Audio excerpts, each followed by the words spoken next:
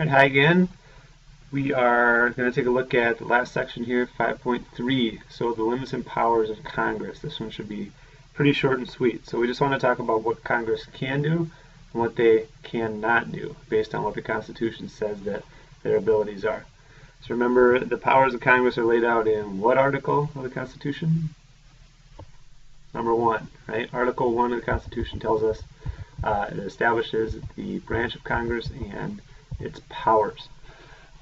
So some of the big ones that that's listed that they're able to do here. So they can raise and collect taxes, that they can use them for federal programs, pay their employees, and basically carry out everything that we like for the government to do for us in this country. So that's a big piece that sets up the government the way that we know it now. And it's different than the Articles of Confederation, where it was weak and not able to collect taxes. Now the government has all these services for us because it has that ability. Also with that, it has the ability to print, set the value of, and borrow money. So they decide how many dollar bills should there be printed and floating around out in the world there, how many 10s, 20s, 50s, basically what's the number value. I just looked it up yesterday. I believe in circulation right now in U.S. currency in the bills and coins we have, there's about $1.27 trillion altogether that's out there and available in money. Okay.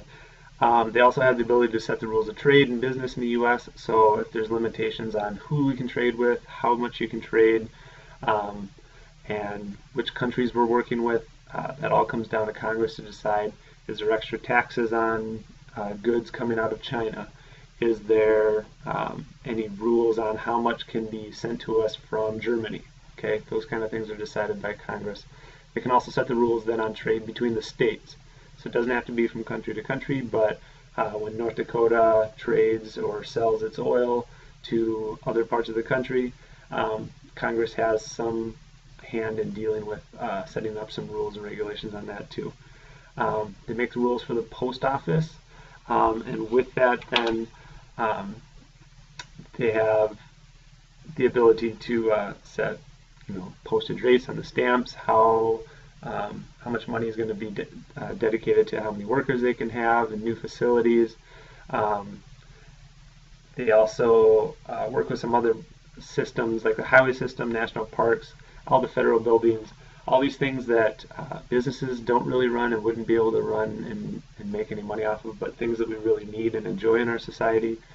Congress kind of dictates money to be spent on those things to just make our country what it is.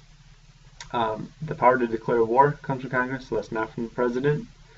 It's up to Congress to decide if and when we go to war, when we send troops. So if the President decides that, yes, we want to send troops into Iraq and Syria to fight ISIS, that needs to be approved by Congress to send those troops there.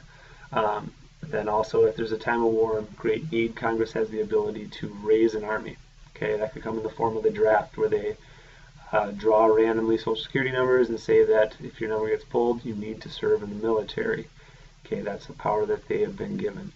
And then it also establishes all the federal courts below the Supreme Court. Okay, so everything that's under the Supreme Court, they decide on the setup and the laws for that. Okay, so then on the other side, some of the limits to the powers of Congress. There we go. Okay, and don't worry, that is the end of this here. Congress has not been granted power to, I know my picture is right up against that, but I'm not covering anything up, I promise. So there's powers that they haven't been granted, as in it's not explicitly or not written out that they have this power, so they can't do it. And then there's also categories where they've been forbidden, where it literally says in the Constitution they cannot do these things. So that first group, they haven't been given the power. You can't create a national school system. Okay, that gets a little sticky, especially with some of the legislation that George Bush passed during his presidency from 2000 and 2008. They can set up some rules for standards of what should be taught, but the specific school system, what schools have to look like, what kind of teachers you have to have, that's not specifically said. So that's where we get private schools, charter schools that you can go to for specific types of education, like science and technology, or homeschooling being available that your family, your parents could teach you in your home, and that could be counted as credit to graduate as well.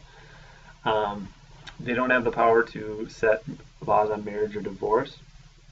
That's a state by state thing. That's why we see some states that allow gay marriage and some states that don't. That's not a federal government power, that's a state government power. That's the idea there of that each state is able to decide its own ethics and morals as far as what they want to carry out for laws. They can't set the age of driver's licenses. That is a minimum. So I know when I was growing up in South Dakota, I was able to get my full license at 14. Other states at that time were 16. So there's no specific limit. That's, again, state by state to decide when they feel the minimum is to get your driver's license.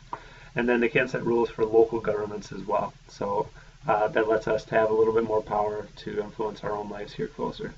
And then as far as the laws that have been passed that Congress isn't able to do, that they're forbidden from, they can't hold people in prison without their rights unless it's a time of emergency. So they can't just grab somebody and throw them in prison because they don't like them.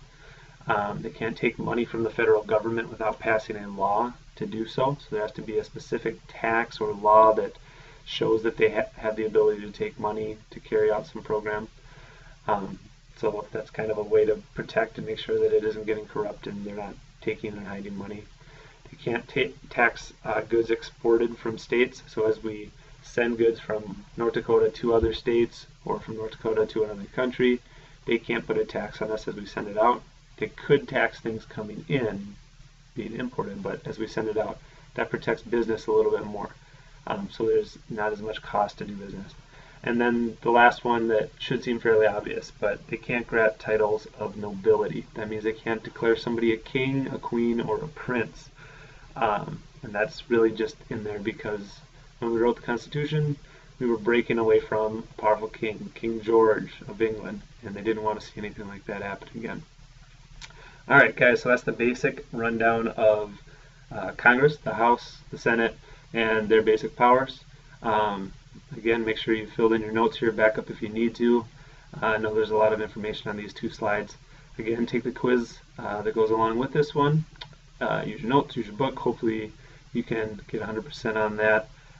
Make sure to take your time as you go through there. Look over the vocab words too before you do that, because that might be helpful as well. Until next time, thanks for tuning in.